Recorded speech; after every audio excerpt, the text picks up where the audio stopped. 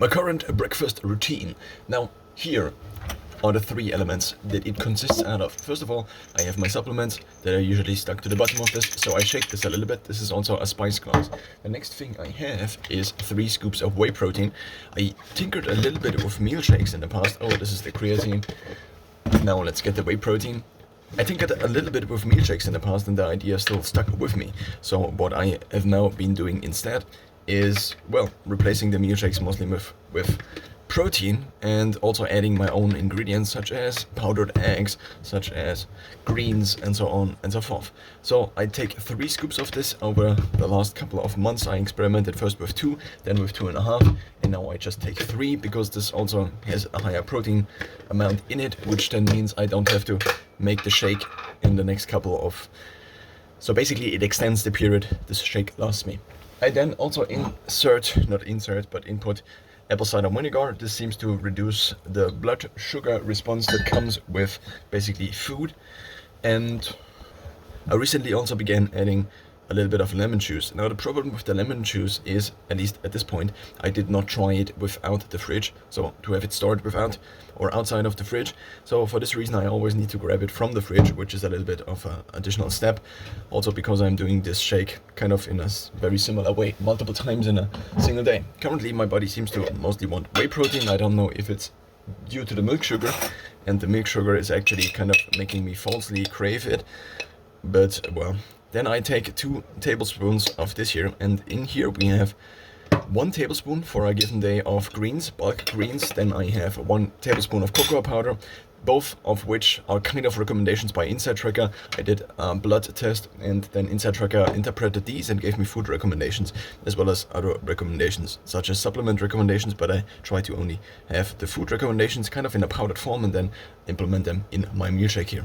Now, what I also have in this shake is a little bit of salt, so therefore I don't have to salt it. Therefore I reduce basically the steps that are necessary for making this, because during the day, especially in the morning, it seems to be useful to kind of maintain the momentum if I can, and not spend too much time prepping meals or something like this. So every additional step means that I can keep up the momentum a little bit longer. Now, what also is in here is 1 gram of garlic for a given day, also an Inside Tracker recommendation. The greens are 3.5 scoops of greens, bulk greens powders, is basically what I implemented the recommendation. So there is a recommendation on Inside Tracker side which says eat a veggie variety and have so many servings of vegetables, and I wanted to have kind of a powdered form of this because this was the ideal. I tried to approximate what if I could just have all of the different things I eat anyway in a powdered form, and therefore in the ideally first shake of the day kind of have it already covered, and then kind of serve as a insurance such that maybe if I don't get to eat lots of vegetables in a given day that it already would be covered. Now additionally I now have a little bit of egg powder in here, actually 1 scoop of egg powder. A scoop looks like this. It is approximately 2 to 3 grams I think, and these are the scoops that come with the bulk company, and these are the big scoops that come with the bulk company. You already saw them because I had 3 scoops of whey protein of the big scoops in there. So for a given day, or basically for a given shake, I also now have 1 scoop of egg powder in there. I also have psyllium in there, which is basically the lever I use in order to have fiber lever up and down. So it consists out of 80% gram percent or weight percent out of fiber. So I also have this in there. Inside Tracker recommended actually 1 tablespoon per day, but I only take, I think, either half or 1 scoop of this in terms of the psyllium powder, which I also now have in here. Now this also draws a lot of water, and if I have it in here then it draws too much water and I cannot shake this properly without the shake being just too much basically in terms of the volume. I need to have a certain amount of water in there, and then the whey protein is now also 3 scoops, not 2 any longer. Then I additionally also have flaxseed in there. No, the flaxseed recommendation from Inside Tracker is 4 tablespoons. I did try to take it with the morning shake for quite some time, but I found that first of all it draws a lot of water, second of all it makes it taste kind of differently. Now what it also has in terms of the taste, the bulk greens taste kind of bitter, also the cocoa tastes kind of bitter. For this reason I use usually the apple cider vinegar, which in my taste buds now tastes kind of sweet because I'm used to eating low carb, and also I try to avoid sugar. Now, this makes this taste kind of acceptable. What also has to be mentioned that if I only drink this once I am getting hungry, so I stand up, then I do things. Sometimes I work out in the morning, sometimes I don't.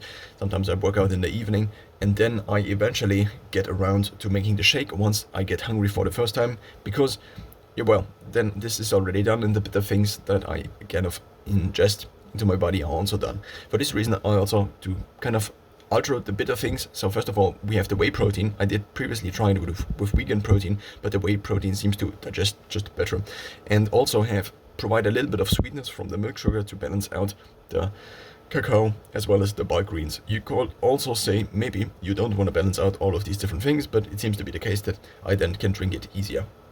Now, I also already mentioned that I have a little bit of salt in there. Flaxseed, I now have, I think, 1 scoop of the small per day. Now, obviously, if I take 2 scoops out of this and I have 1 scoop of additional whey powder in there, and basically if I take 2 tablespoons out of this and already the bulk greens and as well as the cocoa are 1 tablespoon, then the question obviously is it not too little, which I am taking out of there? But of course you could in theory so you could say, okay, the cocoa powder is a scoop like this and the other one is a heaped scoop, but I just take 2 out of it, and then it's kind of approximately what I intended to be in there. I then take this, and usually this is already screwed on, and then I need to shake it. Usually I shake it between 20 to 30 or 40 times. Now, in the beginning shook it quite hard to make it basically as fast as possible, but what also seems to work is if you just shake it not that hard and just a little bit longer. Now, the supplements are obviously in this bottle. Now, the big advantage of this is that if I'm in a hurry, I can just take the supplements out and refill them later on. So basically, I decoupled the process of getting the supplements out of the bottles and basically ingesting the supplements. I previously tried having 7 spice glasses for the week, but eventually I realized I want to refill them anyway because I want to have basically everything prepared, which led to the frequency of refilling one of these bottles in a day, which meant that I could also get rid of all the other bottles and therefore free up a little bit of space in my kitchen cabinet. Similarly to how you, of course, could begin to cook a meal and then eat a meal, or you meal prep the meal and then you can already eat once you're hungry. It also is kind of the same principle here. Of course, it would also, in theory, at least make sense to prepare a meal shake like this and to already have it stored in the fridge. What I did realize, though, is that once my body sometimes doesn't want milkshakes, or my body, or some part of me, or I don't know what specifically, but I always just make milkshakes or protein shakes or any shakes on demand, because once it is stored in the fridge and once I then didn't drink it becomes stale, then I begin to associate kind of the not wanting to eat this now because there is also other food available, and also possibly this becoming stale. So I have kind of begin to develop a negative association towards the milkshake, which is kind of the tool that allows me to eat somewhat time efficiently, at least when I eat these or drink these, which is the reason for making these only on demand. So now I'm ready to drink. So I drank it in kind of one go.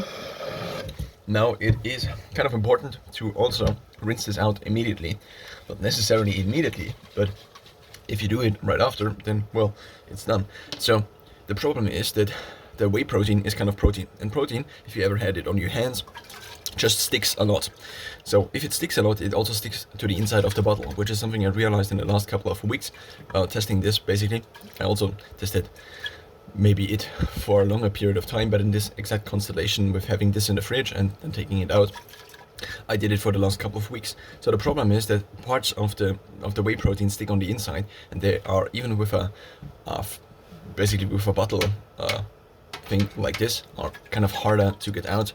They are kind of just stick to the inside of the bottle like cement. So what I did in the past is I would rinse it out 3 times, and then the bottle would be reasonably clean for the next milkshake, kind of ready. But I eventually kind of stopped doing this because this meant that I would have to drink lots of water, because the milkshake already consists out of maybe half of water.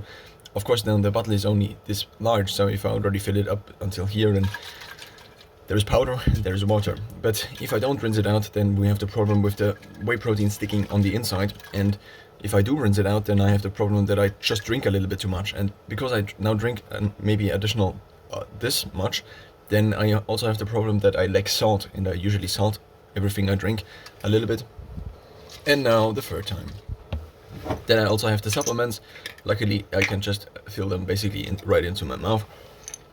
And then I need to drink something again because I forgot to have the other things fluid it down, or whatever the proper word is.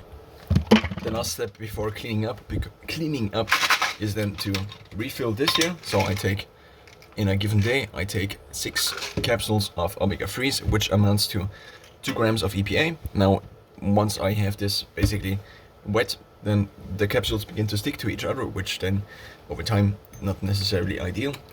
Then I take 1 multivitamin, so this is the omega-3, and I take multivitamin, which I recently changed to this one, even though it seems to be more expensive.